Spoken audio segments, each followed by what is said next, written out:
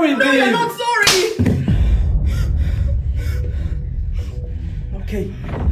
Okay, fine.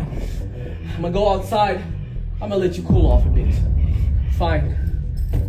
Kasongo Wewe Abdul, unashtuka nini? Babe. Hivyo kwa nini una haya wewe? Utosheki yani. Yaani unapenda na vingine. Hivyo kutembea na dada wa kazi wewe. Sasa kutembea naye tunalalamika. Ningekimbia naye je, shukuru Mungu. Na unanijibiza. Unaona ni raha. Na hujatosheka pia. Umeenda kuchukua ada ya mtoto, umeenda kuchezea kamari Tulia mwanangu. Yule ni mwanangu. Kwanza kumpata nimekuchezea wewe. Na ile ada yake anachezea kamari. Mimi ni mtu wa michezo na usinichezee wewe. Wewe.